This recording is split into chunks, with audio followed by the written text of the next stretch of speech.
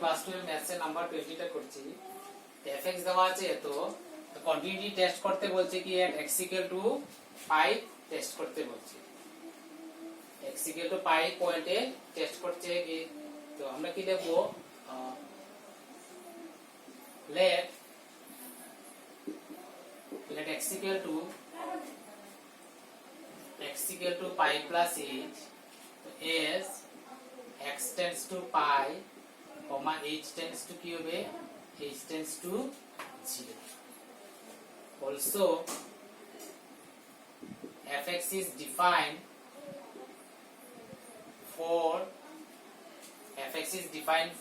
x equal to pi. pi পয়েন্টে ফাংশনটা কি হয়, আমরা ডিফাইন হয়, পাই পয়েন্টে ফাংশনটা ডিফাইন হয়। fx is defined for x equal to কি হবে, পাই হবে, পাই পয়েন্টে ফাংশনটা ডিফাইন হয়। পাই কেন ধরছি, যখন আমরা লেফট হ্যান্ড লিমিট বা রাইট হ্যান্ড লিমিট যদি ধরি তো পাই থেকে একটু বড় হবে বা পাই থেকে একটু ছোট হবে, সো এর জন্য আমরা পাই প্লাস h ধরে একই limit left hand right hand করছি না, ডাইরেক্ট করব। এখন লিমিট fx কোন পয়েন্টে টেস্ট করতে যাচ্ছি, x টেন্ড পাই পয়েন্টে, তো x টেন্ডস টু কি হবে, pi equal to limit x tends to pi, ফাংশনটা কি হবে x square minus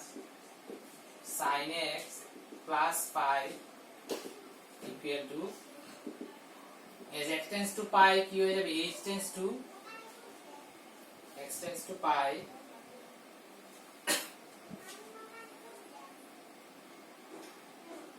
x tends to pi হবে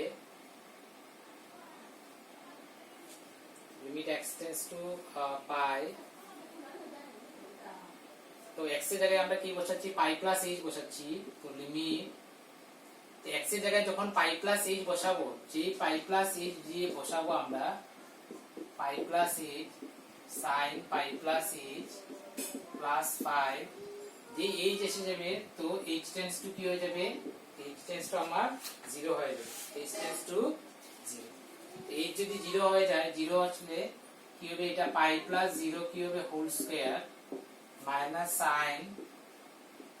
পাই প্লাস 0 প্লাস পাই, এটা হবে pi square minus sin pi plus pi, so pi square minus 0, sin pi sin n pi 0 হয়, তো sin পাই কি হয়ে যাবে, 0 হয়ে যাবে, sin পাই 0 প্লাস কি হবে 5, সো হবে পাই স্কয়ার প্লাস কি হয়ে যাবে 5। তো লিমিটের value limit fx extends to pi equal to pi square plus 5 হচ্ছে, আর f of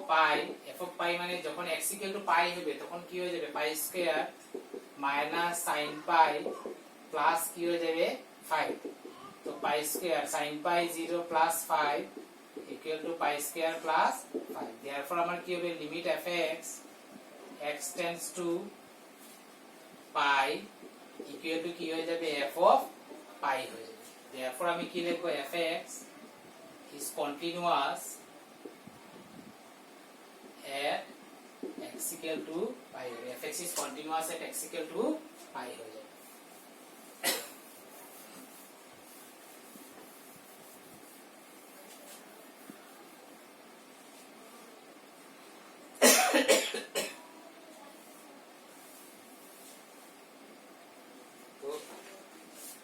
নেক্সট আমরা কি করব, নাম্বার 21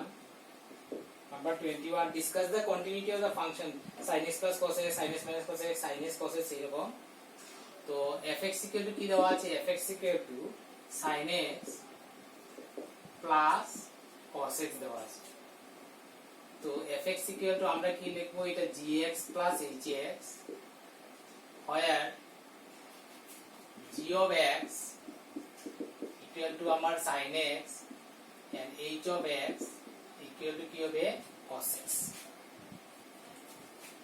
তো gx equal to আমরা কি sin x টা প্রথম দেখি, sin x, তো আমরা কি লিখব, gx is defined for every real number, প্রত্যেক রিয়েল নাম্বারের জন্য gx ডিফাইন হবে। কেন ডিফাইন হবে, because sin x is defined for all x, so gx is defined for all real number। আমরা কি লিখব, let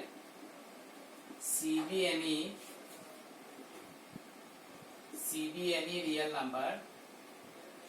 let C be any real number, also let x equal to c plus h দেবো, x equal to c plus h, তো as x tends to c, যদি x equal to c হয়ে যায় তাহলে h tends to কি হয়ে যাবে 0 হয়ে যাবে। তো gx is defined for every real number, তো every real number মানে sin x টা কন্টিনিউয়াস ফর অল রিয়েল নাম্বারের জন্য হয় কিনা, মানে আমরা c পয়েন্টে c is any real number ধরে নিয়েছি, তো ওই c পয়েন্টে যদি sin x টা যদি কন্টিনিউয়াস হয়ে যায় তাহলে আমরা বলবো কি sin x is continuous for all real number। তো any real number c নিয়ে নিয়েছি, ওই পয়েন্টে ফাংশনটা কন্টিনিউয়াস হয় কিনা আমরা টেস্ট করছি। আগে যেগুলো সাম যেরকম করেছিলাম এরকম c any একটা রিয়েল নাম্বার নিয়ে নিয়েছি, তো ওই c পয়েন্টে যদি ফাংশনটা যদি কন্টিনিউয়াস হয়ে যায় then fx is continuous everywhere হয়ে যাবে। and x equal to c plus h কেন লিখেছি, যখন লাইটের লিমিট হবে c plus h, c থেকে একটু বেশি, h মানে all small increment, right hand limit হলে প্লাস হবে, লেফট হ্যান্ড লিমিট হলে মাইনাস হবে। তো আমরা ডাইরেক্ট কি করছি, লেফট হ্যান্ড রাইট হ্যান্ড আলাদা করে না বার করে ডাইরেক্ট আমরা কার্ভে কি করছি একবারে লিমিট বের করে নেব। আমরা c পয়েন্টে যেহেতু টেস্ট করেছি তো limit fx x tends two c বের করব, তো ইকুয়াল টু কি হবে limit x tends two c sin x, তো লিমিট sin x এর জায়গায় আমরা যখন কি করব, x এর জায়গায় যখন c plus h পুট করব তখন x টেন্ডস টু যদি c হয়ে যায় h টেন্ডস টু আমার কি হয়ে যাবে, h টেন্ডস টু আমার কি হয়ে যাবে 0 হয়ে যাবে, h টেন্ডস টু 0। তো লিমিট h টেন্ডস টু 0, তো sin a plus b formula কি হবে sin a cos b cos a sin b। তো লিমিট, এখন লিমিটটা যদি উঠিয়ে দেই তো হবে আমার sin c cos 0 plus cos c sin 0, so sin c cos 0 কি হবে 1 plus cos c into sin 0 কি হবে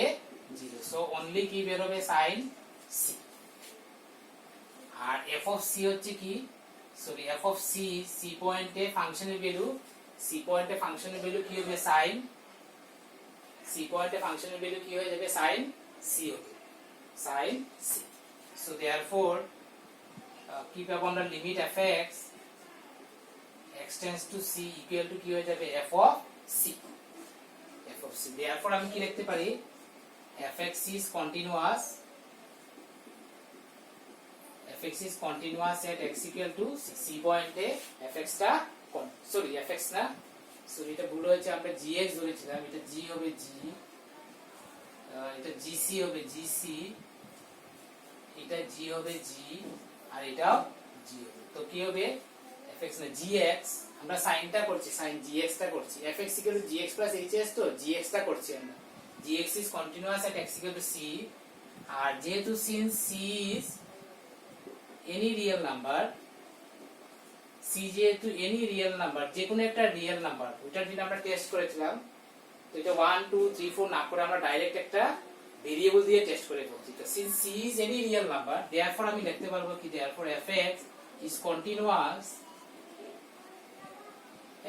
continuous for all x belongs to r, for all real number, fx is continuous for all x belongs to r,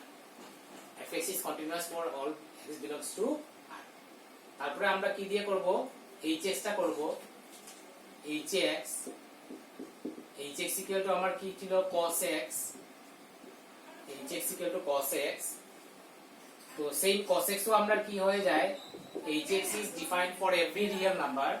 এখানে আমি যে কোনো একটা real নাম্বারের জন্য টেস্ট করছি, সাপোজ আমি হচ্ছে c be any real number,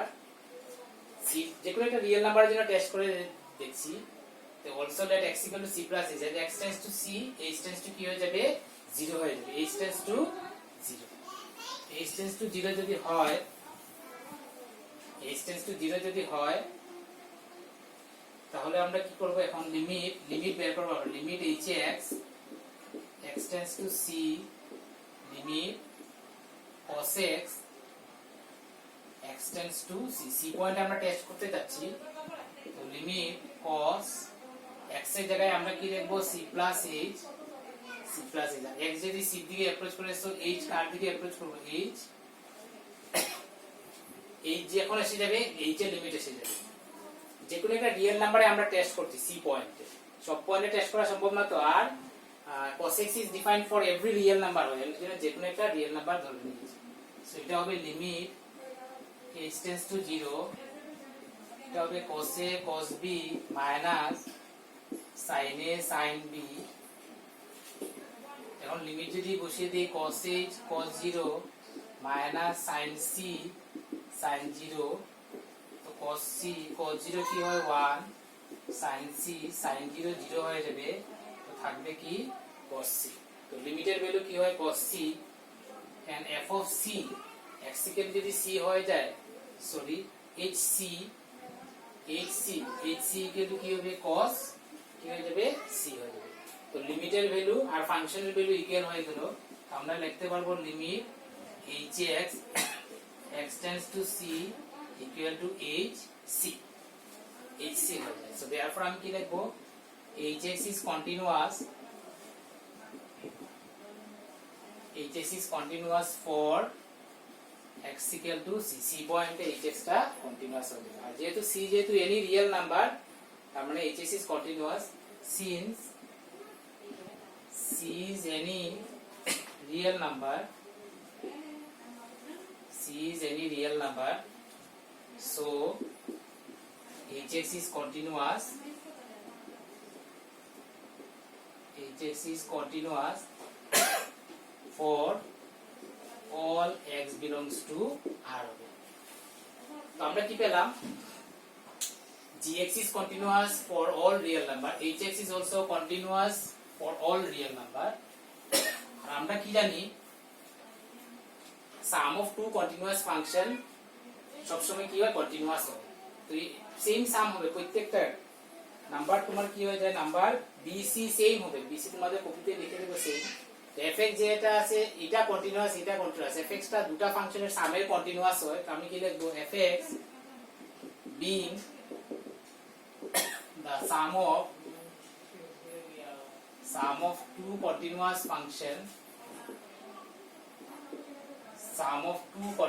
function is continuous everywhere continuous function continuous every